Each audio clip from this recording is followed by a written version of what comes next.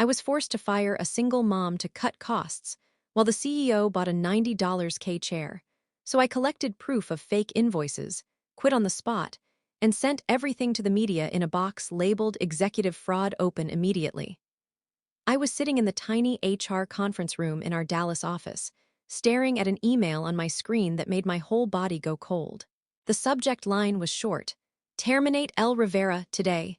No warning, no performance plan, no reason besides the one our CFO had written in the thread below it. We need to trim the budget before quarterly review. Start with non-essential personnel. Non-essential.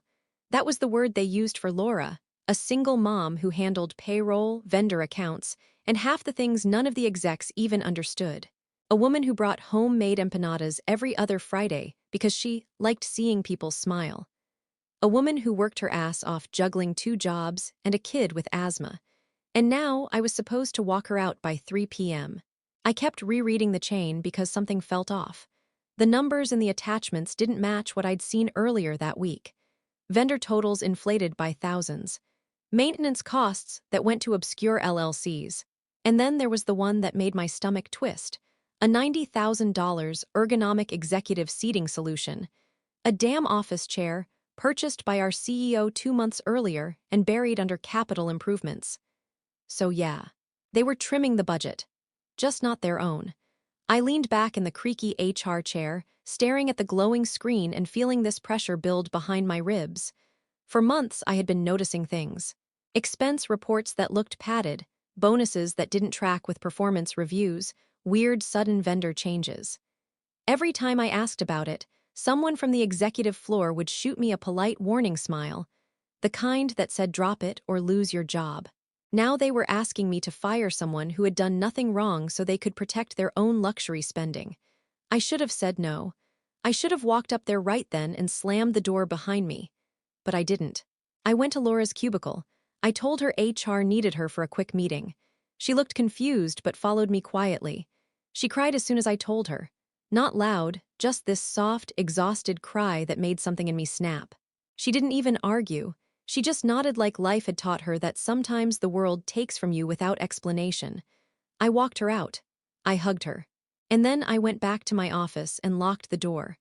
I wasn't going to let this be another quiet corporate cruelty that vanished into the hallway carpet. I opened the shared drive, the hidden folders, the archived invoices. I pulled every email thread, every approval note, every buried PDF. I screen-recorded the dashboard where the CEO's chair was disguised as capital expenditures, building improvements. I downloaded it all onto a clean USB I'd bought on my lunch break. By the time I finished, my hands were shaking so hard I had to sit on them. I printed my resignation letter, short, direct, not angry, just final. Then I put everything into a thick envelope. No return address. Just a single line on the front in black marker. A line I knew would get attention from every newsroom in the state. When I dropped it into the FedEx box across the street, something inside me finally went quiet. I didn't expect what happened next. Because 3 days later, before anyone from corporate even realized I'd quit, the story broke on 3 major news networks almost at the same time. And the headline they used, the headline wasn't what I expected at all. I didn't end up in HR because I loved corporate life. I ended up there because I needed stability after everything fell apart back in 2020. I had been working in event management in Austin, but when the company collapsed during the lockdowns, I was left with debt, no savings, and a lease I could barely afford. I took the first stable job I could find, an HR coordinator role at a mid-sized logistics firm in Dallas called Westbridge Supply Chain Solutions. The name sounded trustworthy, neutral, boring in a safe way. The job was supposed to be temporary. Just a year, maybe 2. But life has a way of pulling you into routines before you notice how deep you've sunk. At first, things seemed normal. The people were friendly, the workload manageable, and the execs mostly left HR alone.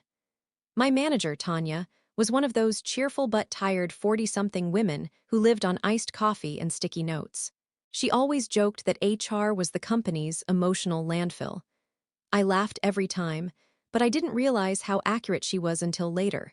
Then, around my second year, little things started changing. First, they switched CEOs. The founder stepped down and a man named Richard Dane took over. Richard was polished in that performative LinkedIn leadership way. Too white smile, expensive suits, empty motivational phrases that sounded like they were copied from a TED Talk that no one finished. Everyone seemed excited at first, but the vibe changed within a month. Meetings got more vague. Budgets got tighter. And then the special expenses started. I didn't know what to make of them at first. A $12,000 consulting fee to a company I'd never heard of. A set of invoices for security upgrades, even though we hadn't added a single camera or card reader. A bonus approved for one of the execs even though he'd been out of the office for 3 weeks. None of it added up, but HR wasn't allowed to question finance. We just processed whatever they sent our way. Then Tanya quit. No warning, no goodbye email. She just sent me a short message saying she needed to step away from the corporate environment for mental health reasons. I didn't realize until later how much she had been holding back. Sometimes I still think about what she must have known. After Tanya left, they promoted me without raising the salary. I was now the HR manager with the pay of a coordinator, and every responsibility they didn't want to handle got dumped on me. Suddenly, I was the one who had to deliver layoffs, handle compliance training, process payroll, settle disputes, track PTO, and pretend I wasn't burning out. But the worst part wasn't the workload. It was the slow, creeping dread I got every time I saw a weird invoice and realized no one wanted me to look too closely. That was around when I got close to Laura. She started at Westbridge a year after me. We bonded pretty quickly, not in a best friend's way, but that comfortable, quiet camaraderie you develop with someone you trust to be decent. She was steady, smart, always did her work without complaining, even when they piled pointless tasks on her. And she needed the job badly. She'd mentioned to me once that her son's medical bills kept hitting her savings. She didn't say it like she wanted pity, she said it like it was just another fact of life she accepted. So when the execs targeted her, it felt personal. And yeah, maybe I should have seen the pattern sooner. Maybe I should have realized that every time numbers didn't add up, someone lower in the chain got blamed. Maybe I should have noticed how many people voluntarily resigned within weeks of looking too closely at executive expenses. But nothing prepared me for the day they ordered me to fire her.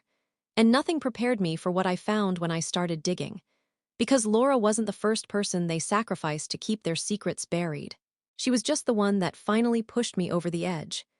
After I took Laura's name badge and handed her that white HR envelope, something inside me refused to settle.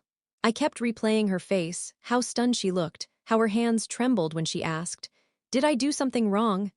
And how her eyes went blank when I told her it wasn't performance-related. That look stayed with me. It crawled under my skin. It followed me into my car, into my apartment, into my sleep. By Monday morning, I wasn't just angry, I was focused. I got into the office early. I logged into the HR system before finance even turned on their lights. And that's when I found something that made everything click in a way I didn't expect. When employees are terminated, we usually mark a code, layoffs, misconduct, voluntary resignation, etc. But when I pulled up the report to file Laura's, I noticed another termination from 2 months earlier. A name I didn't recognize. A. Klein. The code next to it said budget reduction. Only I had never processed that one. And it wasn't on our HR roster. And there were no exit interview forms, no notes, no paperwork at all. That was impossible. HR never deletes a record. Even if someone rage quits, we file something. I searched the name in our employee system. Nothing. I checked the payroll archive. Nothing. But then I looked at the vendor list and found the name attached to an LLC that had received $38,000 in advisory fees 3 weeks before the termination date. I just stared at the screen, feeling this slow, sick realization wash over me. Someone had fired a real employee, erased the record, then used that person's name for a shell vendor, and paid themselves out. I felt my heart pounding, but for the first time it wasn't fear, it was clarity. Cold, sharp clarity. Westbridge wasn't struggling. They weren't cutting costs. They weren't trimming fat. They were siphoning money. And firing people like Laura was nothing but a smokescreen. All morning I dug deeper. Every folder, every archived finance email, every invoice list. I found more names, at least 6 employees who had left voluntarily, except there were no HR files backing that up. Some had been gone for a year, others just months. But all of their names were tied to suspicious vendor accounts, consulting fees, or miscellaneous reimbursements that ended in round numbers. A sign someone wasn't even trying to make the spending look organic. The total I found in just 2 hours was more than $320,000. I hadn't even scratched the surface. Around noon, I heard footsteps in the hallway. Heavy ones. They stopped outside my door. Someone jiggled the handle, then walked away. I froze, hands hovering over the keyboard. I knew they monitored user activity. If anyone saw the files I was opening, I was done. That's when I started using the trick Tanya taught me before she left. Saving files offline, transferring them through a secure folder no one checked, downloading screenshots instead of PDFs so they wouldn't show in the system logs. By the end of the day, I had a small folder on my desktop labeled Holiday Party Ideas. Inside, it was a growing archive of evidence that could ruin people with one email. But the escalation didn't hit me until the next morning. Because when I logged in, I found a message from Richard, the CEO himself, just one sentence. "Please come to my office at 10 a.m. My stomach turned. He never spoke to HR directly. And when I walked up to the executive floor and saw who was already inside the room with him, that's when I realized they knew something. Not everything, but enough to be dangerous. Richard's office on the top floor didn't look like an office. It looked like a luxury hotel suite, floor-to-ceiling windows, marble desk, a drink cart stocked with bourbon that probably cost more than my rent. And right there in the middle of it was the infamous $90,000 chair, looking ridiculous and smug, like it knew secrets. But the chair wasn't the thing that froze me. It was who was sitting across from it. Tanya, my old manager. The one who had supposedly quit for mental health reasons. She didn't look happy to see me. She didn't look relieved or guilty or even awkward. She just looked tired, harder, like whatever softness she once had evaporated. Before I could even process her being there, Richard gestured for me to sit. "We'll make this quick," he said, in that fake gentle tone he used during all-hands meetings. "We've noticed some irregular access patterns on your end. Finance flagged it." My heartbeat stuttered. Tanya spoke next, and her voice was nothing like the woman I used to know. "Why were you pulling archived invoices?" she asked, arms crossed, tone ice cold. I swallowed. I was following up on a discrepancy. A vendor file didn't match our. "Don't," she snapped, cutting me off. "Don't play dumb." Richard leaned back in his absurd chair. "Look, we value your work, you've been loyal. But we can't have employees snooping in restricted files. It opens us to liability." Liability. Right. That was the word people used when they meant you're getting too close to something we don't want you to see. I glanced at Tanya again, trying to read her. She wasn't meeting my eyes. She kept staring at her perfectly manicured nails like this was some routine disciplinary meeting, like she hadn't just reappeared after vanishing from the company with no warning. Richard folded his hands. "So this is what's going to happen. You're going to return to your desk, and you're going to submit the corrected termination paperwork for Rivera. You marked her as no cause. We need it updated to performance issue." My stomach dropped. "That's not true," I said quietly. "It doesn't need to be true," Richard replied. "It needs to be clean." I glanced at Tanya, begging for something, a sign, a hint, a plea for help. Instead, she looked straight at me and said, "It's standard. Don't make this harder than it has to be." That's when it hit me. She wasn't here to help me. She wasn't dragged in. She wasn't a victim. She was in on it. All the vague answers she used to give me when I questioned invoices. All the fatigue. All the "don't worry about it" smiles. Every time she changed the subject. Every time she discouraged me from looking too closely. She hadn't quit because she was overwhelmed. She'd been moved upstairs, promoted, brought into the circle, bought into the corruption. The betrayal sliced through me so fast I almost didn't feel it at first. Richard's voice pulled me back. "We don't need this turning into a compliance matter, so let's be adults, fix the file, and stop digging where you don't belong." He smiled. And that smile, too white, too calm, told me exactly what would happen if I didn't comply. I walked out of that office with my pulse thundering so loud I could barely hear myself think. My hands were shaking, my throat felt thick. But underneath the fear, something else was forming. Not anger, not even disgust, something colder, sharper, a decision. Because in that moment, seeing Tanya sitting on the other side of the table, watching her protect the people who were stealing from the company and sacrificing innocent employees. I realized something crucial. Laura wasn't the only one they'd thrown away. They had been doing this for years, and now they were trying to pull me into their cover-up. They thought they scared me into silence, but all they did was make me very, very careful. And very, very determined. The minute I stepped out of Richard's office, I knew two things for sure. One, they suspected me, but they didn't know how much I'd already seen. Two, if I didn't move carefully, I'd be the next person erased from the system, literally and professionally. I walked back to my desk on autopilot, heart pounding, legs weirdly numb, head buzzing like a dying fluorescent light. People around me made small talk, complained about lunch options, gossiped about some sales guy getting written up. Meanwhile, I felt like I had a target between my shoulder blades. When I sat down, I didn't touch my keyboard for a solid 10 minutes. I just stared at it, trying to steady my breathing. Every instinct screamed to grab my bag and walk out before they could corner me again. But walking out meant leaving everything behind. And I wasn't doing that, not after Laura, not after the erased employees, not after seeing Tanya sitting in that office like a guard dog in designer heels. So I forced myself to start planning. First thing, finish gathering evidence without triggering another access pattern alert. That meant switching tactics. Instead of opening files, I used the print preview trick, the one Tanya taught me back when she was still human. The system didn't log previews the same way it logged open download actions. I used it on every suspicious invoice, every shell vendor profile, every executive-only communication chain.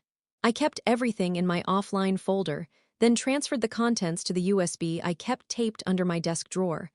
By the end of the day, the drive was almost full. Second thing, cover my tracks. I fixed the termination code for Laura, not because they told me to, but because I needed them to relax. The minute I changed it to performance, the system flagged it as updated and pushed an automated thank you note to the exec database. Within 5 minutes, Tanya messaged me, "Appreciate the correction, let's put today behind us." Yeah, right. Third thing, find out who else knew. I started discreet conversations with people I trusted, or at least people who disliked upper management enough to keep quiet. Our IT lead, Arjun, mentioned strange security requests coming from the CFO's office. A payroll assistant told me she'd been instructed to backdate a personnel record. A warehouse supervisor said he kept seeing vendors on monthly statements who didn't match any real service calls. The pattern was so obvious now that I felt stupid for not putting it together sooner. This wasn't a sloppy one-off scandal. This was a system, a practiced routine, a machine built to funnel money upward while pinning losses on the people at the bottom. Fourth thing, and this was the toughest, I needed proof the execs knew exactly what they were doing, not just weird numbers. Intent, and I wasn't expecting it to fall into my lap the way it did. At 4:32 p.m., one of the finance analysts, a quiet guy named Jeremy who always ate lunch in his car, stopped by my desk. He looked pale, sweaty, eyes darting around like he expected someone to appear behind him. He slid a small stack of papers onto my desk and whispered, "I didn't print these," then walked away so fast he almost tripped. When I looked at what he had dropped, I felt my pulse spike. Meeting minutes, internal memos, expense justifications, all of them showing, with zero ambiguity, that Richard and the CFO had been approving inflated invoices intentionally, deliberately, explicitly, and at the bottom of one memo, written in Tanya's handwriting, was the line that sealed everything. "Keep HR out of this. They ask too many questions." That was the moment my fear hardened into something sharper. They didn't just expect loyalty, they expected silence, compliance, blind obedience. But they'd forgotten something. I had already lost too much in my life to let people like them take more. By the time the sun set, my plan was no longer a vague idea. It was clear, solid, final. I wasn't going to expose them from the inside. I was going to burn their entire operation down from the outside. They just didn't know it yet. The night I decided to blow everything open, I thought the hardest part would be gathering the evidence without getting caught. Turns out, that wasn't even close. The real shock came from someone I never expected to hear from again. It started around 11:40 p.m. I was sitting on the floor of my apartment, laptop open, stacks of printed invoices and memos surrounding me like a paper graveyard. I had the TV on low for background noise, but really I was listening for every creak in the hallway, every car engine outside. Paranoia had crept in, slow and steady, until it felt normal. I was halfway through organizing the emails in chronological order when my phone buzzed. Unknown number. At first, I ignored it. I figured it was spam. Then it buzzed again. And again. On the fourth call, I finally picked up just to stop the vibration drilling into my skull. Hello, silence. Then a voice I recognized instantly, shaky, breathless, terrified. Please don't hang up, she said. It was Laura. My heart jumped into my throat. Laura, how? Are you okay? No, she whispered. I'm not. I didn't know who else to call. I sat up straighter, switch flipped alert. What happened? There was a long pause, like she was deciding whether to trust me or whether she was even safe. Then she said something that knocked everything I thought I knew sideways. I got offered my job back. I blinked, confused. What? When? An email came in tonight. From Tanya. She said they reviewed my case and realized my termination was handled incorrectly. She's offering my position back with a small raise if I sign a new contract and come in tomorrow morning. My mouth went dry. Laura, you can't go back there. I know, she said, voice trembling. That's why I called, because something's wrong. They attached the contract. I read it twice. It has a clause that says if I come back, I waive any right to pursue claims related to my termination or to participate in any external investigations. My stomach twisted. It wasn't just sleazy, it was strategic, desperate, targeted. Laura, listen to me, I said. They're trying to shut you up before something breaks. It gets worse, she whispered. The email said something like, we'd like to offer you stability for your family. How would they know about my son? HR never documented that. I froze, because she was right. That detail had never been entered into the system. Only a few people knew about her son's medical issues. One of them was me. But the other was Tanya. My brain was already spinning when Laura spoke again, even softer this time. They know you talked to me after the meeting, don't they? I didn't answer. I didn't have to, she exhaled shakily. I think they're watching me. Why do you say that? Because a black SUV was parked outside my apartment for 2 hours tonight, she said. When I took the trash out, it drove away. No headlights. A cold rush went through me so sharp I had to grip the edge of my coffee table to steady myself. This wasn't internal panic anymore. This wasn't suspicion or paranoia or corporate pressure. This was surveillance. This was intimidation. This was a line they crossed without hesitation. I swallowed hard. Laura, do you still have the email? Yes. Forward it to me. Then stay inside. Don't respond to them, and don't open your blinds. Okay. A pause. What are you going to do? I looked at the piles of evidence around me, the emails, the shell vendors, the erased employees, the forged signatures. And suddenly the plan I'd built wasn't big enough anymore. This wasn't just about exposing corruption. It was about protecting someone who had already lost too much. I'm going to finish this, I said. All of it. But before I could say anything else, my phone vibrated again. A new email from an anonymous sender. No subject line. The body contained only 7 words. Stop digging if you want to stay alive. My hands went cold, because attached to that message was a photo of my apartment building, taken from the street, taken that night. Someone was watching me too, and that changed everything. I barely slept after that anonymous email. Every sound outside felt like footsteps. Every passing car felt like someone slowing down to check my windows. I kept the lights off, sat on the floor with my back against the wall, and waited for morning like it might never come. When the sun finally rose, I felt something inside me harden. Fear didn't disappear, it just got pushed behind something sharper. Something that wouldn't let me back down. I didn't go into the office that morning. Instead, I drove to a coffee shop 20 minutes away and logged into my backup email, the one the company never knew about. Laura had forwarded me everything. The job offer, the contract, the metadata, and even a second email Tanya sent at 6:12 a.m. with a gentle reminder to sign quickly so we can expedite payroll reinstatement. Desperation was leaking through their perfect corporate mask. But the real horror didn't hit until I opened the metadata Laura didn't realize she had included. The rehire contract wasn't drafted by HR. It wasn't even drafted by legal. It was drafted by the CFO himself, on a personal laptop. And deep in the document's version history was a set of comments that weren't meant for anyone outside their circle to read. One comment from the CFO to Richard: "If we don't neutralize her, she becomes leverage." Neutralize, a real human being, a single mom, they didn't even bother hiding their language. Another comment from Richard: "Rivera is small risk, focus on the HR one." "She's the problem."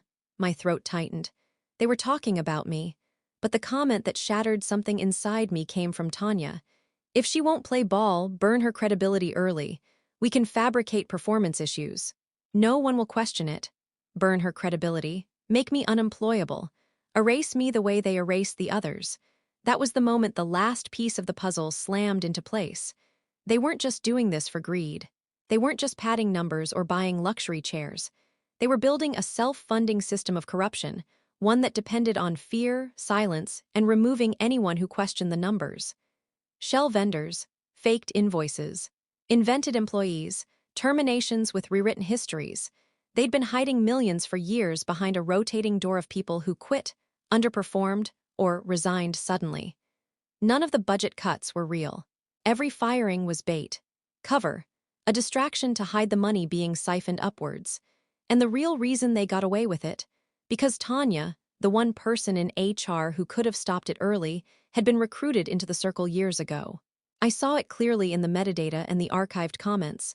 4 years earlier, she flagged a questionable vendor invoice. The CFO threatened her job. She pushed again. He threatened to leak a personal HR note she'd filed confidentially during a divorce. Instead of fighting, she folded. Then she started signing off on their schemes. Then she got promoted. Then she became the guard dog. Tanya hadn't quit for mental health. She'd been absorbed, turned, and once she crossed that line, she never looked back. That was the truth underneath everything, the part that made my stomach twist with a kind of disgust I didn't know I could feel. The execs didn't just want money. They wanted control, the power to rewrite reality, to ruin people without consequence, to build a fortress of lies and guard it with the careers of anyone who stepped too close. Laura was a casualty. The erased employees were casualties, and I was next in line. But they miscalculated one thing: I wasn't afraid of losing a job anymore. I was afraid of becoming someone who stayed silent. And so the moment I finished reading the metadata, I didn't hesitate. I picked up the USB drive, shoved it into my pocket, grabbed my coat, and walked out of that coffee shop with one goal burning through every nerve in my body. End them, not with noise, not with theatrics, with precision, with truth, with a blow they would never recover from. I didn't go back to my apartment. I didn't go back to the office. I didn't go anywhere familiar. I drove to a public library in Fort Worth, sat at a corner desk near the windows, and opened a fresh email draft on a clean, factory-reset laptop I'd bought that morning with cash. This wasn't a frantic attempt at whistleblowing. This was premeditated, controlled, surgical. I attached everything: the invoices, the shell vendors, the erased employees, the forged signatures, the meeting notes, the metadata where they called Laura a risk, the comments where they planned to burn my credibility, the spreadsheets showing more than $2.7 million siphoned in the last 5 fiscal years, the email where Richard bragged about buying that $90,000 chair and hiding it under capital improvements. And then I attached one more thing: a recorded audio clip of Richard and the CFO arguing outside the elevator 1 week earlier, a fight I accidentally overheard and recorded on instinct. The CFO had hissed, "We can't keep firing people to make room for adjustments." And Richard had replied, "Then make space some other way." Taken alone, it was ambiguous. Combined with everything else, it was a confession. At the bottom of the email, I wrote one line: "You should hear the stories of the people they erased." Then I sent it to a Dallas investigative journalist, a national business corruption reporter, a whistleblower tip portal for a federal agency, a nonprofit that protects workers fired under fraudulent pretenses. 4 addresses. 4 fuse lines. Then I walked out. 2 days later, the world lit up. The first headline appeared at 7:14 a.m. on a local news site. By 8:03 a.m., it hit a major network. By noon, Westbridge Supply Chain Solutions was trending nationwide for all the wrong reasons. I watched it unfold from a motel room off Highway 30, wrapped in a blanket that smelled like bleach. My phone buzzed nonstop with alerts I didn't open. The broadcasts showed the building I had worked in for 4 years, executives being escorted out, reporters swarming the parking lot, employees standing outside with shocked faces. None of it felt real. Then the biggest punch landed. A leaked document, part of the files I'd sent, revealed that Tanya had been approving fraudulent adjustments for years. Her signature was everywhere. Her notes were everywhere. Every lie she signed off on had come back to choke her. She wasn't just implicated. She was central. Richard tried to play dumb on camera. The CFO claimed it was a misunderstanding. Both were arrested by the end of the day. But the one moment that finally made my body unclench came from a text I got that evening. It was from Laura. They emailed me. They're offering a formal apology and a settlement, a real one. I wanted you to know I'm safe. And thank you, I cried, not loud. Just a release, a shaking exhale that felt like 4 years breaking open at once. The next morning, I emailed my official resignation to Westbridge. I kept it short. Please remove me from all systems. I decline any exit interview. My reason for leaving is exactly what you see on the news. I didn't sign it with anger. I didn't need to. The story had already done everything I couldn't. A week later, I drove past the office for the last time. The Westbridge sign had been taken down. The parking lot was empty. The company I once thought was safe and boring now existed only as a cautionary tale. As I merged onto the freeway heading out of Dallas, I felt a strange, steady calm settle over me. Not triumph, not pride, just the quiet understanding that I hadn't let them turn me into someone who stayed silent. Before I left the city limits, I whispered one last thing into the empty car. Enjoy your chair, Richard. Because wherever it ended up, I knew one thing for sure: he wouldn't be sitting in it.